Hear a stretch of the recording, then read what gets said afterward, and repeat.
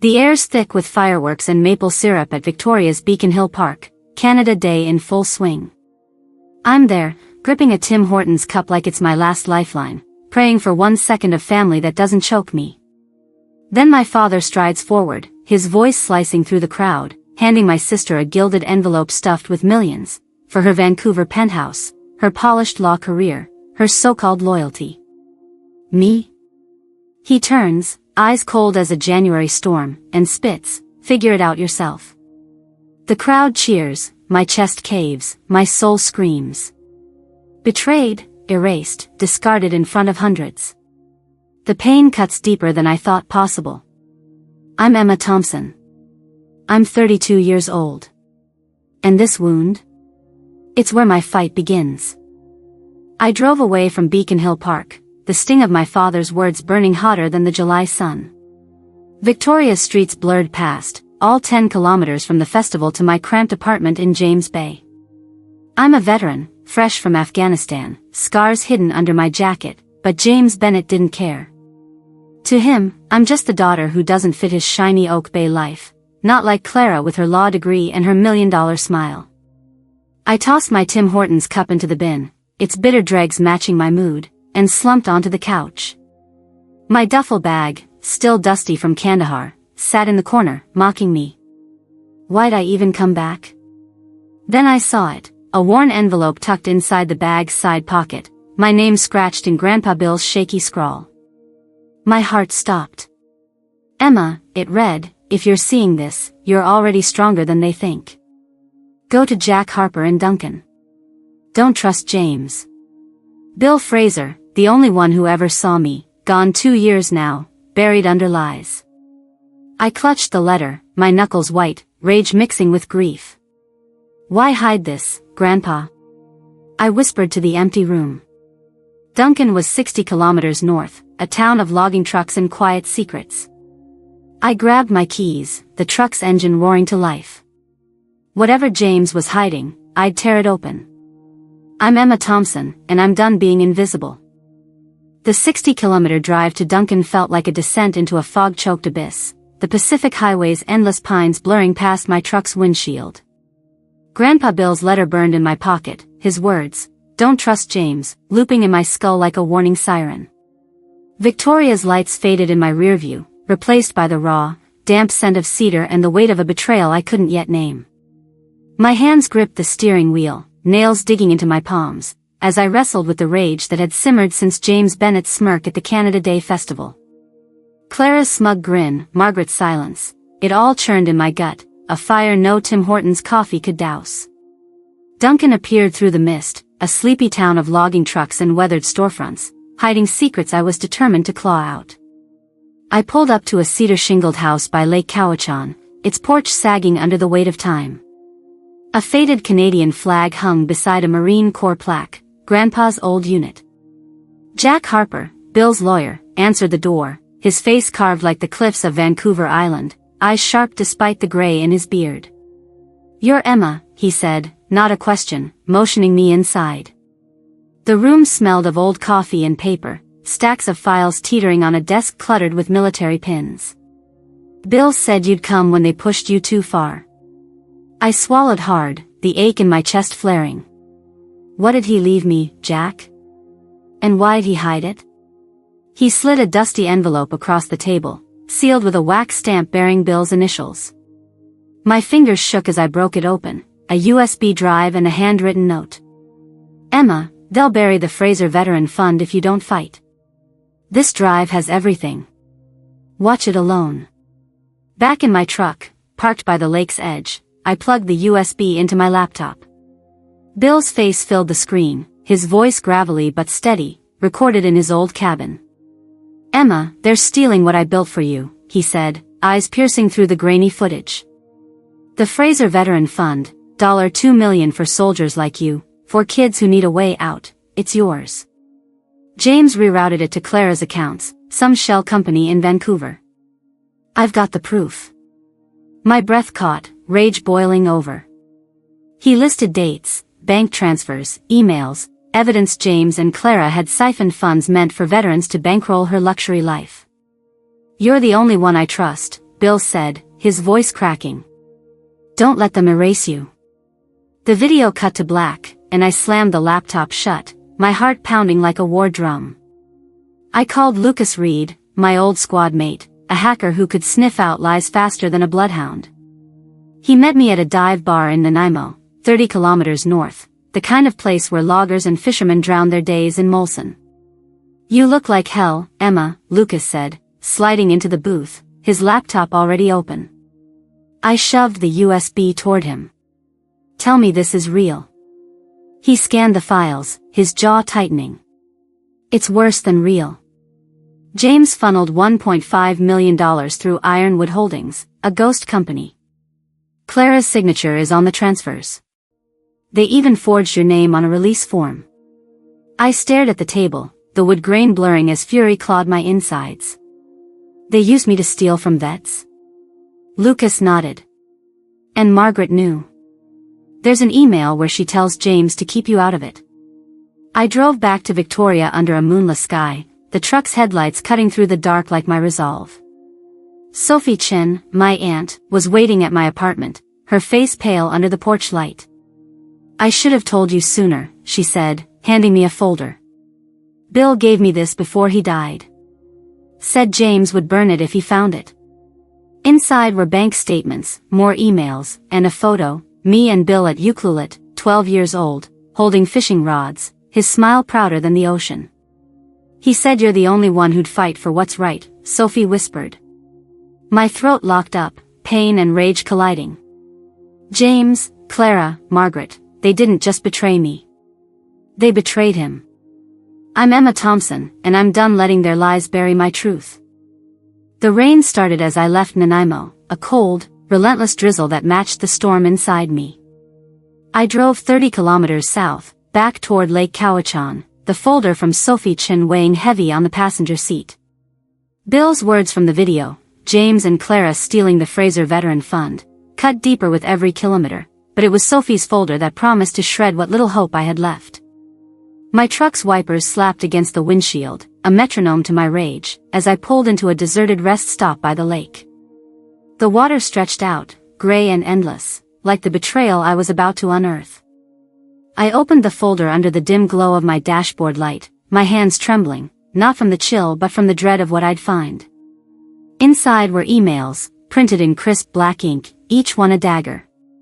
The first, from James to Margaret, dated 3 years ago, just before Bill's death. Keep Emma out of this. She's too volatile. Tell Bill she's deployed. My breath hitched, a sharp pain slicing my chest. I hadn't been deployed. I was in Victoria, 10 kilometers from Bill's hospice, begging to see him, but Margaret lied, said he didn't want me there. Another email, from Clara to James, the fund's ours now. Forge her signature. She'll never know. My vision blurred, not from rain but from tears I couldn't hold back. They didn't just steal money, they stole my last moments with Bill, the only person who ever saw me for me, not some broken soldier. I dug deeper, finding a stack of letters Bill wrote to me, stamped undeliverable. Each one was a plea. Emma, I called today, but Margaret said you changed your number. Another, I'm not mad, just scared you're slipping away. My fingers clutched the paper, crumpling it as sobs tore through me. I hadn't changed my number. I hadn't slipped away. They'd built a wall between us, brick by brick, while Bill lay dying, thinking I'd abandoned him. The pain was a living thing, clawing my insides, sharper than any shrapnel I'd faced in Afghanistan. I screamed into the empty truck, my voice swallowed by the rain hammering the roof. You took him from me. I yelled, not caring if the lake heard. I called Lucas Reed, my voice raw, barely holding together. They faked everything, Lucas, I said, choking on the words. Emails, signatures, even Bill's last days. Margaret knew. He was silent for a moment, then replied, I'm pulling more records now. Found a transfer, $500,000 to Ironwood Holdings, dated the day after Bill's funeral. Clara's name is all over it. I gripped the phone, my knuckles white. How far does this go? I asked. Far, Lucas said. James paid off a lawyer to bury Bill's real will. I've got the receipts. My stomach churned, the betrayal sinking deeper. Margaret, my own mother, stood by while James and Clara erased me, not just from the fund but from Bill's final moments. Sophie's folder held one last blow, a photo of Bill in his hospice bed, holding a letter addressed to me, his face etched with pain and defiance. A note was taped to it, in Sophie's handwriting. He told me to keep this safe. James tried to burn it. I pressed the photo to my chest, tears streaming, the ache so raw it felt like my ribs would crack. Bill had fought for me until his last breath, and they'd buried his truth to protect their lies. I sat there, 50 meters from the lake's edge, the rain a curtain around me, and whispered, "I'm sorry, Grandpa. I didn't know." The folder slipped to the floor, papers scattering like my shattered trust. James, Clara, Margaret, they hadn't just stolen money. They'd stolen my chance to say goodbye, and that cut deeper than any knife. I'm Emma Thompson, and this pain? It's fuel for what comes next. The Victoria Community Centre stood like a fortress on Pandora Avenue, its brick facade glowing under the pale November sun, 10 kilometers from my James Bay apartment. I'd spent 3 sleepless nights preparing for this, Bill Fraser's memorial, a day to honor my grandfather, twisted into a stage for my family's lies. My hands trembled as I clutched the USB drive, Bill's voice trapped inside, ready to shatter the Bennett family's polished veneer. Lucas Reed was in the tech booth, his face grim, tweaking the projector like a soldier prepping a rifle. Sophie Chin slipped me a nod from the back, her eyes fierce, holding a stack of programs she'd printed with Bill's Marine Corps emblem. The air smelled of coffee and cedar, but to me, it reeked of betrayal. James, Clara, Margaret, all here, pretending they hadn't buried Bill's legacy. I stood backstage, my boots scuffing the hardwood, heart pounding like a war drum. The crowd, 200 people, local press, veterans, and donors, filled the rows, their chatter a low hum. Clara strutted in first, her designer coat screaming Vancouver wealth, sunglasses perched like a crown. Margaret trailed behind, clutching a purse, her face a mask of practiced grief. James entered last, his tailored suit as smug as his Canada Day smirk, shaking hands like a politician. I caught his eye, he looked through me, like I was a ghost in my own story. Lucas whispered through my earpiece, "Projectors ready. You sure about this, Emma?" I nodded, my voice steady despite the storm inside. Let's burn their lies to the ground. At exactly 11 a.m., I stepped onto the stage, the spotlight hot on my face. "Good morning," I said, my voice cutting through the room like a blade. "We're here to honor William Fraser, my grandfather, a man who built something real." The crowd nodded, oblivious to the bomb I was about to drop. "Before we begin, he left something for you to see, his truth, unfiltered." I plugged the USB into the laptop, my fingers steady now, and hit play. Bill's face filled the 3-meter screen behind me, his voice rough but unshakable. "If you're watching this, I'm gone," he said, "and James Bennett's trying to rewrite my legacy." The Fraser Veteran Fund, $2 million for soldiers and kids, was meant for Emma, not Clara's condos or James's empire. Gasps rippled through the room, sharp and jagged.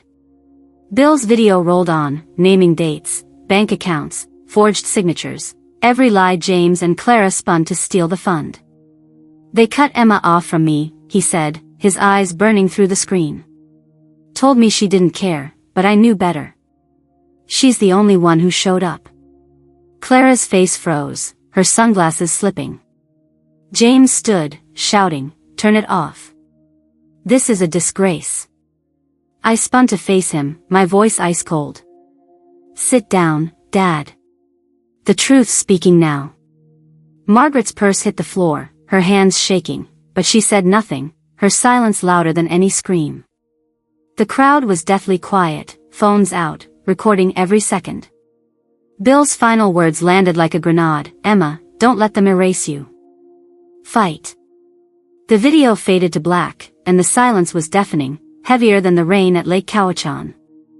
I stepped off the stage, my boots echoing, not looking back. Clara lunged toward me, her voice a hiss. You think this makes you a hero, Emma? You're pathetic. I turned, meeting her eyes. No, Clara. I'm just done being your shadow. James grabbed her arm, his face red, muttering, "We'll sue you for this." I smiled, razor sharp. Try it. The press out there's got every word on tape. Sophie handed out folders to the crowd, copies of Bill's emails, bank records, proof of their theft, her hands steady as a surgeon's. Lucas gave me a thumbs up from the booth, his grin fierce. The room buzzed, reporters scribbling, veterans whispering, the air thick with shock. I stood by the exit, Bill's photo from Euclid in my pocket, his fishing rod smile grounding me. James, Clara, Margaret, they'd built their empire on lies, but I'd just torn it down with the truth. I'm Emma Thompson, and this stage. It's where their masks finally cracked.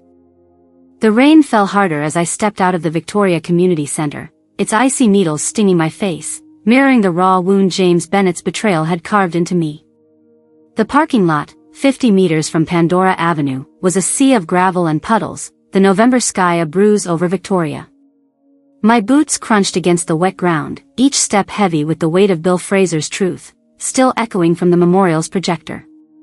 The crowd's gasps lingered in my ears, their shocked faces burned into my mind, Clara's frozen glare, Margaret's trembling silence, and James's futile shout to stop the video. I'd ripped their lies apart, but the fight wasn't over. Not yet. Lucas Reed waited by my truck, his jacket soaked, eyes scanning the lot like a hawk. He's coming, he muttered, nodding toward the center's side exit. James stormed out, his tailored coat flapping, face twisted with a rage I'd seen only once before, when I enlisted against his wishes. He closed the 10-meter gap between us in seconds, his voice a low growl. You think you can humiliate me in front of half of Victoria, Emma? You're nothing but a bitter soldier with a grudge. My blood boiled, the pain from Bill's stolen letters surging back, but I stood tall, my voice colder than the rain. Humiliate you? I just let Grandpa's truth off its leash. You stole his fund, James. You stole me from him. He laughed, sharp and cruel, stepping closer. You're delusional. That fund was for Clara, she earned it. You're just a liability. I clenched my fists, nails biting into my palms, the ache in my chest sharper than ever. A liability? I spat. I survived Kandahar. You think your lies scare me? Lucas stepped forward, his voice steady. Back off, Bennett. We sent every file, emails, transfers, forgeries, to the CRA this morning. They're digging into Ironwood Holdings as we speak. James's face paled, his smug mask cracking like thin ice on Lake Cowichan. You wouldn't dare, he hissed. I pulled out my phone, showing a confirmation email from Lucas's contact at the Canada Revenue Agency, timestamped 7 a.m. It's done, I said. Your shell company, Clara's signatures, Margaret's silence, it's all on their desk. You can't bury this one. He lunged, grabbing my arm, his grip tight as a vice. You'll destroy this family, Emma. I yanked free, my voice rising, raw with years of suppressed fury. You destroyed it when you lied to Bill, when you told him I didn't care. You kept me from his deathbed, James. You let him die thinking I'd walked away. My words echoed across the lot, the rain swallowing their edges but not their weight. James staggered back, his eyes flickering, not with guilt, but with the panic of a man caught. You don't understand, he stammered. It was for the family's future. I stepped closer, my boots splashing in a puddle, my voice ablade. Your future. Not mine. Not Bill's. Clara appeared, her heels clicking, face flushed with anger. You're pathetic, Emma, she snapped, her voice dripping venom. You think this little stunt makes you better than me? I turned, meeting her gaze, my heart pounding but my resolve ironclad. I don't need to be better than you, Clara. I just need to be true. Margaret hovered behind, her purse clutched like a shield, eyes darting between us. Emma, please, she whispered, her voice barely audible over the rain. "We can fix this." I shook my head, the pain of her silence in Bill's final days cutting deeper than James's words. "You fixed nothing, Mom. You watched them erase me." Lucas placed a hand on my shoulder, grounding me. "Time to go, Emma. The press is circling." I nodded, my eyes locked on James one last time. "You built your empire on Bill's bones," I said, my voice low, steady. "Now it's crumbling, and I'm not saving you." I turned, walking to my truck, the gravel crunching under my boots, each step a declaration. The rain soaked my jacket, but I felt lighter, the weight of their lies lifting with every meter I put between us. Sophie-chan caught up, slipping me a USB backup. "You did it," she said, her voice soft but proud. Bill would have cheered. I gripped the USB, Bill's photo from Euclid still in my pocket, its edges worn but unbroken. "I'm Emma Thompson, and in that rain-soaked lot, I took back what they tried to steal, my name, my fight, my truth." The rain had stopped, but the chill clung to my skin as I drove 80 kilometers north from Victoria to a crumbling cedar cabin near Nanaimo, nestled in the shadow of Mount Benson. Bill Fraser's legacy wasn't just in the USB drive or the folders I'd clutched like a lifeline. It was here, in this 2-hectare patch of damp earth and whispering pines, deeded to me in his real will.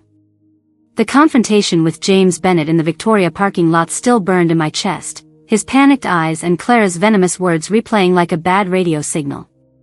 But I wasn't here to dwell on their ruin. I was here to build something they couldn't touch.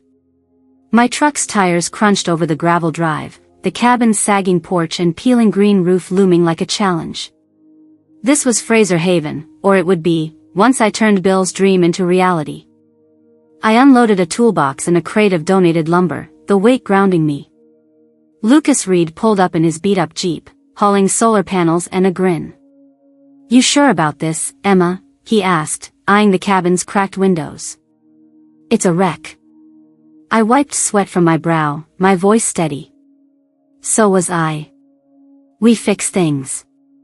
He nodded, no more questions, and we got to work, tearing out rotted floorboards, hammering nails under the pale January sun. Sophie-chan arrived by noon, her SUV packed with blankets and a thermos of Nanaimo bar-flavored coffee from a local roaster. "Bill would have loved this," she said, handing me a mug, her eyes soft but fierce. "He always said you'd build something bigger than yourself." The first week was chaos. 10 veterans showed up, some with scars deeper than mine, others with kids trailing behind, wide-eyed and wary. We didn't talk much, just worked. A former Navy medic, Sarah, patched the roof with me, her hands steady despite the tremor in her voice. "This place feels like a second chance," she said, hammering a shingle. I nodded, my throat tight. "That's the point." We planted a vegetable garden, 50 meters from the cabin, carrots and kale poking through the soil, a quiet rebellion against the emptiness James and Clara left behind. Every nail driven, every seed sown, was a middle finger to their lies.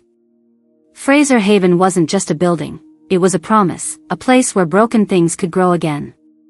Then Clara showed up, unannounced, her designer boots sinking into the mud. No sunglasses this time, just a tired face and a backpack slung over her shoulder. I froze, hammer in hand, the memory of her pathetic jab from the memorial cutting sharp.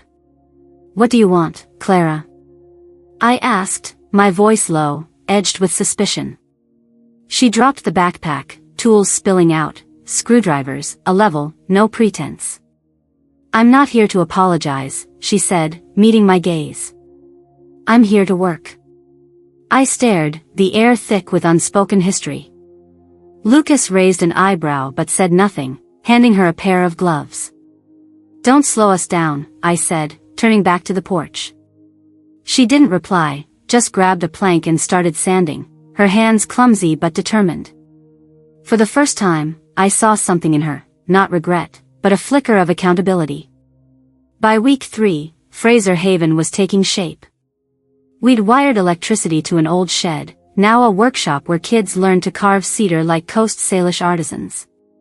A local Nanaimo band donated a drum for our weekly circle, where veterans shared stories, not of war, but of what came after. One night, under a sky blazing with stars, Sarah spoke of losing her brother to PTSD, her voice breaking. I gripped Bill's ukulele photo, its edges worn, and felt his presence in the crackle of the campfire. This is what he wanted, I said, my voice steady but thick with emotion. A place where we don't just survive, we live. Clara, sitting across the fire, looked down, her hands still. No words, just silence, but it was enough. The community grew, teenagers from Nanaimo's shelters came to plant, veterans taught wilderness skills, and Sophie organized a weekend market for our kale and carrots, labeled with kids' names in chalk. Fraser Haven wasn't a charity or a shelter, it was a heartbeat, pulsing with purpose. I stood on the porch one evening, 100 meters from the garden, watching a kid laugh as he pulled a carrot from the dirt. The pain of James's betrayal, Margaret's silence, and Clara's complicity hadn't vanished, but it was quieter now, drowned out by the sound of hammers and hope. I'm Emma Thompson, and this place? It's not just Bill's legacy, it's mine, built from the ashes of their lies. The March wind howled through the pines surrounding Fraser Haven, 80 kilometers north of Victoria, carrying the sharp scent of cedar and damp earth.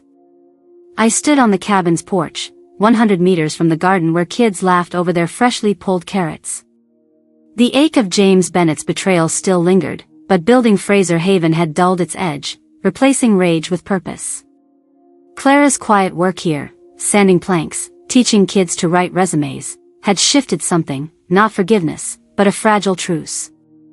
I thought the fight was over, until Margaret Bennett's black SUV crept up the gravel drive, its polished chrome glinting like a lie under the Nanaimo sky. She stepped out, her scarf too pristine for the mud, her face etched with a nervousness I'd never seen. My stomach tightened, the memory of her silence at Bill Fraser's hospice flooding back, as raw as the day I read his undelivered letters. "Emma," she said, her voice thin, almost lost in the wind. "I need to talk." I crossed my arms, my boots rooted to the porch. "You had years to talk, Margaret. Why now?" Her eyes darted to the cabin, then back to me. "James is sick. Cancer. He's asking for you." The words hit like a punch, but I didn't flinch. "He didn't ask for me when he stole Bill's fund," I said, my voice cold as the Strait of Georgia. "Or when you lied to keep me from his deathbed." Margaret's hands twisted her scarf, her voice trembling. "I thought I was protecting the family." I stepped forward, my shadow falling across her. "You protected your image. Not me." Clara emerged from the garden, her jeans muddy, eyes wary but softer than at the memorial. "She's not lying about Dad," Clara said, her tone hesitant, no venom this time. "He's in Victoria General, Emma. It's bad." I looked between them, the pain of their betrayal clashing with the weight of James's mortality. "And what?" I asked, my voice steady but sharp. "You think a hospital bed erases what you did?" Margaret's eyes welled up, but I felt no pity, only the clarity of someone who'd fought too hard to be guilt back. "I'm sorry," Margaret whispered, the words hollow against the wind. I shook my head, Bill's ukulele photo heavy in my pocket. "Sorry doesn't bring back Bill's last days. It doesn't undo your silence." Clara stepped closer, her voice low. "I'm trying to fix something, Emma. Not for him, for us." I met her gaze, seeing a flicker of the sister I once knew, but I wasn't ready to bend. "Fix yourself first," I said, turning away. "This place is my family now." I walked toward the garden, the laughter of kids drowning out Margaret's soft sob. "I'm Emma Thompson, and I don't owe them my peace, not anymore." The April sun broke through the clouds over Fraser Haven, 80 kilometers north of Victoria, casting golden light across the garden where kids raced to plant the last of the spring kale. I stood on the cabin's porch, the cedar boards now sturdy under my boots, the air thick with the scent of pine and hope. The pain of James Bennett's betrayal, Clara's venom, and Margaret's silence hadn't vanished. It lingered like a scar, but it no longer defined me. Fraser Haven, built on the 2-hectare land Bill Fraser left me, was more than a refuge. It was proof that you could rise from the ashes of lies, that you could build something real when the world tried to break you. I held Bill's ukulele photo, his smile steady as the tides, and felt his strength in every hammer strike, every seed that took root. This place, kids laughing, veterans teaching, Clara quietly helping without a word, wasn't just a dream. It was a lesson. Legacy isn't money or a name on a condo in Vancouver. It's what you create when no one believes you can. It's showing up, day after day, to mend what's broken, not with apologies but with action. I learned that you don't need forgiveness to heal, you need purpose. Fraser Haven taught me to stand tall, not for revenge, but for the people who need you to keep going. I'm Emma Thompson, and this land, these lives, are my answer to every lie they tried to bury me with. If this story hit you, if it stirred something deep, please hit that like button and share your own story in the comments. Your voice matters. Subscribe to True North Courage. Let's keep building, together, one truth at a time.